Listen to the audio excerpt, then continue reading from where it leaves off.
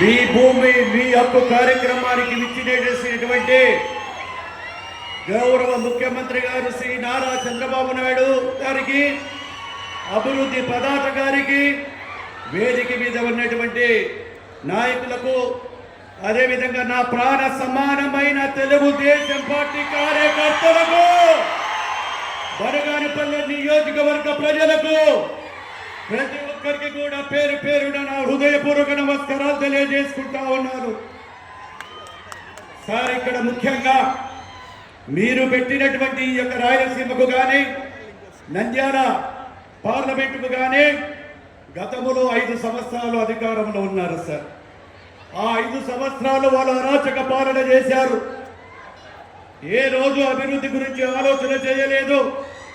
ఈ యొక్క cycle గొడ్డల party ప్రతి ఒక్క అభివృద్ధిలో ఆ రోజు 14 నుంచి 19 వరకు మనకు మీరు ఇచ్చినటువంటి అభివృద్ధి మేము చేస్తే ఆ అభివృద్ధిని కూడా మధ్యన ఆపేసి ఆ రోజు అభివృద్ధిని కూడా అడ్డుకోవడం జరిగింది సార్.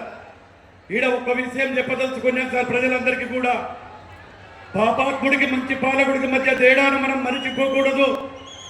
ఫ్రాక్షన్ కాదు ఫ్యాక్టరీలు రావాలి, కచ్చలు కాదు కంపెనీలు రావాలి, వలసలు కాదు వెలుగులు రావాలి. ఆయన మన జీవితాలు మారుస్తాడు. మనం చేయాల్సింది చెప్పింది ఫాలో అవ్వడమే. 5 ఏళ్ళు సీమకు ద్రోహం చేసినటువంటి ఆ దుర్మార్గులకు ఇప్పుడు మాట్లాడుతూ ఉన్నారు. మీరు ఏమి చేశారు రాయలసీమకు? నేను అడుగుతున్న రాయలసీమకు ఈ యొక్క గొడ్డలి పార్టీ నాయకుల్ని ఈరోజు ఈ ప్రజావేదిక ద్వారా మా గౌరవ ముఖ్యమంత్రి ముందర ఎక్కడ డిబేట్ పెట్టినా రాయలసీమకు మీరేం చేశారో నేనేం చేశానో చెప్పడానికి రెడీగా ఉన్నాం. గత 5 సంవత్సరాలలో ఇదే పార్లమెంటుకు కానీ బనగానపల్లి నియోజకవర్గానికి ఆ రోజు ఎన్నో దౌర్జన్యాలు చేశారు, కేసులు పెట్టారు. వైఎస్ఆర్ పార్టీ నాయకులు మమ్మల్ని అణగదొక్కాలని చెప్తే మీరిచ్చిన స్ఫూర్తితో వాళ్ళను అణగదొక్కుంటూ తెలుగుదేశం పార్టీని జెండాను మీరిచ్చినటువంటి సహాయ సహకారాలతో రెపరెపలాడించి గెలిచడం జరిగింది సార్.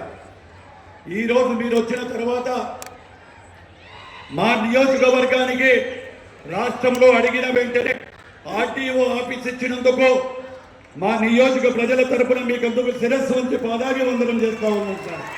ఇది మా ప్రజల చిరకాలాకాంక్ష. అదేవిధంగా గతంలో 17వ సంవత్సరంలో తమరు బనగానపల్లి పట్టణంలో జరిగే ఇబ్బందులు ఉన్నాయి. చుట్టుపక్కల సిమెంట్ ఫ్యాక్టరీలు వచ్చాయి, ఇండస్ట్రీస్ పెరిగాయి.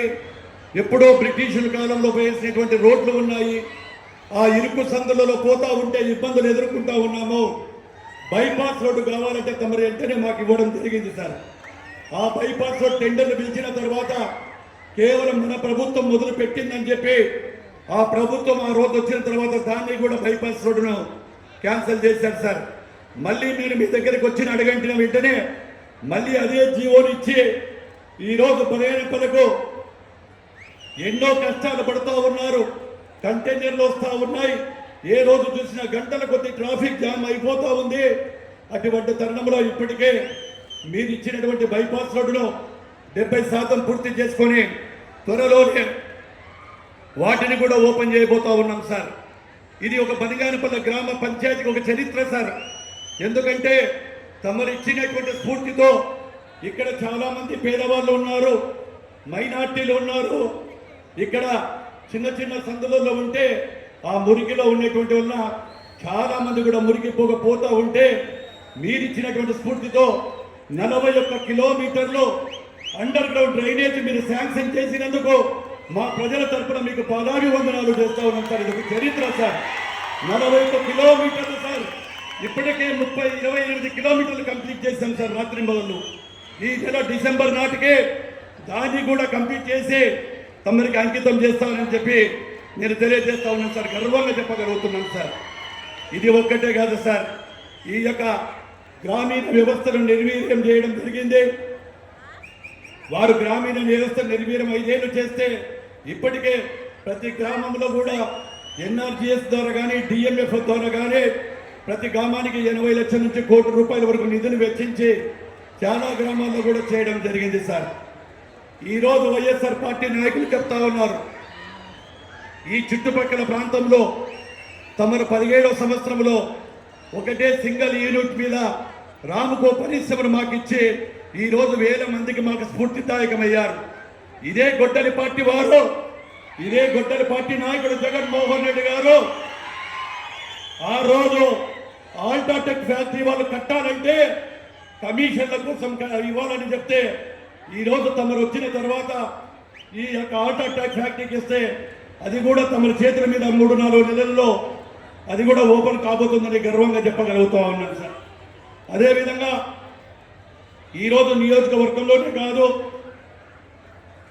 చుట్టుపక్కల కూడా నంద్యాల ప్రాంతంలో గుంతలమయమైనటువంటి ఈ రాష్ట్రాన్ని తమరు ఇచ్చినటువంటి ఆదేశాల మేరకు జిల్లాలో ఎక్కడ కూడా గుంతలు లేని విధంగా చేసి ఆర్ఎన్బి రోడ్లు కూడా వేయడం జరిగింది సార్. ఇక్కడ ఒక్కరికి తమరికి మేము ఒకటే అడుగుతా ఉన్నాం సార్. ఎస్ఆర్బిసి 1990లో ఇక్కడ వేయడం జరిగింది. దాని తర్వాత 1990 తర్వాత కింద కాలువలకు నీళ్లు పోవడం లేదు. అవన్నీ కూడా చాలా ఇబ్బందులు పడుతున్నాం.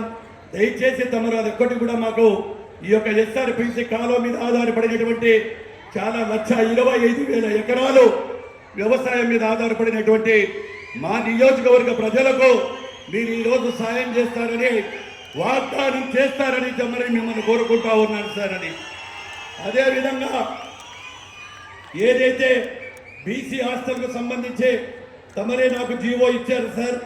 దాదాపుగా 900 మంది విద్యార్థులు 900 మంది విద్యార్థులకు ఇక్కడ వసతి సౌకర్యం లేక ఇబ్బందులు పడుతూ ఉన్నారు. అక్కడ బీసీ హాస్టల్ శాంక్షన్ చేయవలసిందిగా కోరుకుంటూ ఇక్కడికి వచ్చినప్పుడు స్వాగతం పలికిన ప్రతి ఒక్కరికి కూడా చేసి ఈ అడిగినటువంటి 2 కోరికలు తీరుస్తారని నాకు తెలియజేస్తారని చెప్పి కూడా తెలియజేస్తూ ఇక్కడికి వచ్చినందుకు మళ్ళీ మా నియోజకవర్గ ప్రజల తరఫున, కార్యకర్తల తరఫున, జిల్లా ప్రజల తరఫున మరొక్కసారి తమరికి స్వాగతం తెలియజేస్తూ